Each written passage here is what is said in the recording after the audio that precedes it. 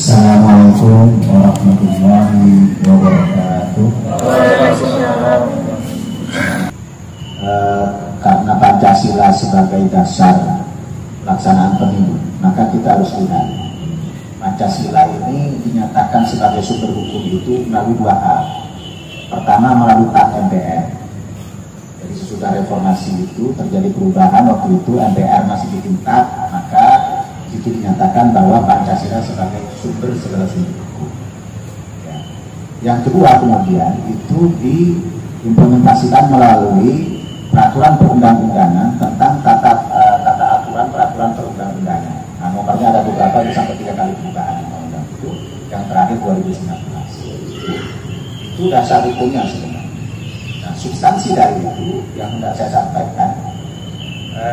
Kalau teman-teman yang pernah belajar hukum itu pernah dengar Kelsen berarti.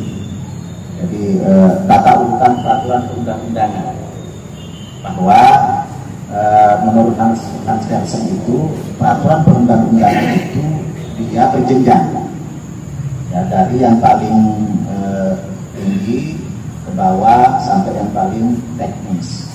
Nah, berjenjangnya ini peraturan yang ada di bawahnya tidak boleh bertentangan dengan aturan yang ada di atasnya.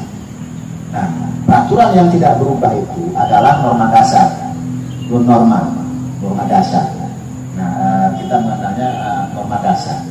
Nah, norma dasar ini dianggap tetap, tidak berubah, karena dia adalah filosofi bangsa, keinginan bangsa, cita-cita bangsa. Karena itu kemudian keinginan dan cita-cita bangsa itu ada dalam Pancasila itu. Jadi Pancasila ini akan menjiwai seluruh tata aturan perundang-undangan kita. Nah, karena itu kemudian di dalam pembukaan itu ada Pancasila. Kemudian karena dia menjiwai, maka dia dituangkan dalam batang tubuh peraturan Undang-Undang Dasar 1945. Makanya waktu amandemen sesudah reformasi itu tidak dilakukan perubahan terhadap pembukaan, tapi dalam batang tubuhnya diuraikan, diperinci, jadi pangkat sampai pangkat amandemen. Jadi itu. Nah, ini kemudian yang sampai sekarang kita pakai sebagai aturan dan rujukan. Nah, yang kedua, ada masalah di dalam Pancasila ini karena dia sebagai sumber hukum, sebagai sumber dari segala sumber hukum. Maka ini dalam konteks era modern ini agak orang sering mempertanyakan, nah bagaimana Pancasila ini kan tidak mengatur sanksi, aturan, ya kan? Padahal hukum itu harus mengatur sanksi, ya. Dan itu. Jadi harus ada konsekuensi kalau orang melanggar seperti apa. Itu harus.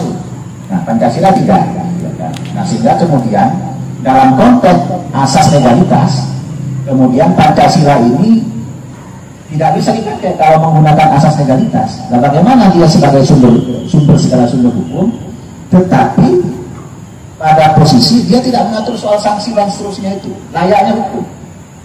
Ya, itu kok bisa jadi sumber hukum. Nah, inilah yang kemudian disebut dengan sebagai apa? Bung Karno itu mengistilahkan restansium, ya. Filosofis Grundslag atau apa? Lifestyle, bintang penuntun. Yang di situ membuat norma-norma, asas-asas. Jadi disitulah kemudian tata aturan perundang-undangan itu mestinya tidak boleh bertentangan dengan ketuhanan yang Maha Esa, kemanusiaan yang adil dan beradab, persatuan Indonesia, kerakyatan yang dipimpin oleh hikmah kebijaksanaan, permusyawaratan, keadilan sosial. Itu tidak boleh bertentangan dengan itu. Tapi itu harus menjadi spirit karena itu melandasi sebagai filosofi. Jadi Pancasila sebagai segala sumber hukum itu memiliki dua konsekuensi. Satu, dia sebagai norma dasar, yang kedua sebagai filosofi, filosofis Grundslag atau stansium kalau kata Bung Karno. Itu dari dua hal itu kemudian maka seluruh tata aturan itu harusnya mendasari atau menjiwai Pancasila. Biar ini dulu, ini dulu sebelum masuk ke soal pemilunya. Nah, Karena posisi Pancasila sedemikian, maka pertanyaan berikutnya, bagaimana pemilu sekarang ini? Kalau kita mau nanya pemilu sekarang, misalnya aturannya tentu undang-undang tentang pemilu, ya gitu, yang situ ngatur tentang partai politik, tentang susbuk dan seterusnya. Nah, tapi kemudian sejauh mana pelaksanaan pemilu ini sesuai dengan Pancasila atau tidak? Dari mana kita mengukurnya? Nah, menurut saya melalui dua hal. Pertama, apakah Pancasila yang sudah kita laksanakan sekian kali ini sesuai dengan Pancasila atau tidak? Pertama, misalnya soal ketuhanan yang Maha Esa. Apakah dengan adanya pemilu itu makin meningkatkan rasa ketakwaan kita kepada Tuhan? Atau justru kita makin ribut misalnya? Kalau makin ribut berarti ada persoalan. Yang kedua, apakah dengan pelaksanaan pemilu ini makin membuat kita misalnya berkemanusiaan yang adil dan beradab? Artinya kita ini makin memanusiakan manusia. Ya gitu. Kalau ada saudaranya tidak bisa makan, ya kan, dia memiliki perhatian yang lebih. Ada saudaranya sakit, dia punya perhatian yang lebih. Tidak nunggu musim pemilu. Kalau musim pemilu ya kan ada kawinan, mulai kawinan sampai hitanan catat semua. Iya ya, ya gitu. Nah, bukan hanya itu maksudnya. Kalau dalam konteks pemilu barangkali jangan kemanusiaannya ada yang berapa. Cara itu ini saya ini gitu. Ya ya. Atau ini beras kali. Ya ya. Nah, ini stiker saya. Ya. Jadi kalau kemanusiaan yang dan beradab itu dilihat pada masa pemilu, mungkin. Ya, ya. Terus yang berikut, ya kan, ukuran yang ketiga misalnya, persatuan Indonesia. Apakah pelaksanaan pemilu ini makin membuat kita bersatu atau makin membuat kita tercerai-berai? Permusuhan, ya kan, yang tetangga biasanya mau bareng gara-gara beda pilihan habis permusuhan. Kalau kampung saya di sekitar tujuan itu darah besar Prabowo sama Jokowi, kayak gitu. Apakah betul? Nah kalau tidak demikian berarti ada masalah terhadap pelaksanaan pemilu. Yang kedua, kerakyatan yang dipimpin oleh hikmah kebijaksanaan dalam permusyawaratan perwakilan. Kerakyatan itu hakikatnya adalah bahwa pemilu ini cerminan dari kedaulatan rakyat. Betul. Bahwa rakyat berdaulat di bilik suara. Ya. Tapi pertanyaannya dipimpin oleh hikmah kebijaksanaan. Hikmah kebijaksanaan artinya apa? Yang memimpin itu tata nilang. Ya kan? Kalau misalnya pemuda Demokrat menafsirkannya biasanya ideologi. Ya kan? Kalau partai-partai Islam menafsirkannya misalnya ya bagaimana Islam dipraktekkan. Begitupun partai yang lain. Ataukah justru sekarang ini antara partai A sama partai B bedanya cuma di lambang sama susunan caleg, kelakuan sama, ya kan? Partai Islam sama bukan partai Islam sama, kalau malam tempatnya sama lah lebih ngekosnya kan? Misalnya, ya gitu. Jadi bagaimana cara dipimpin oleh hikmah kebijaksanaan? Artinya kita coba evaluasi dari sini. Ya kan, permusyawaratan perwakilan.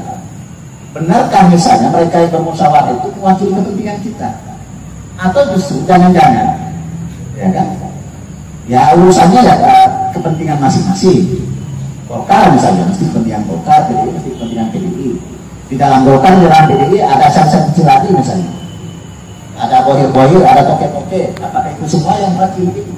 Ya gitu, ya kan? Itu. Jangan-jangan misalnya ini nanti berkonsekuensi dengan keadilan sosial. Apakah pelaksanaan pemilu ini menjamin keadilan sosial? Atau yang kaya makin kaya, yang miskin makin susah? Jadi hakikatnya pemilu itu harus gini rasio ya, kesenjangan sosial itu makin mengecil. Jadi bukan makin membesar. Nah sekarang ini yang kaya makin kaya, yang miskin tak kemana? Jadi, nah ini persoalan berarti. ada yang harus dievaluasi.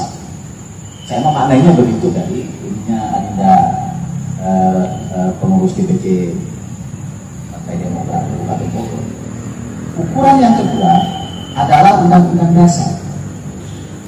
Undang-Undang Dasar itu di mana tujuan kita bernegara? Itu di artinya keempat kalau dasar itu, bukan Undang-Undang Dasar itu. Membentuk pemerintahan dan seterusnya, ya kan? Untuk menjamin ketertiban dunia, mencerdaskan kehidupan bangsa dan seterusnya. Itulah hakikat tujuan kita berbangsa ini.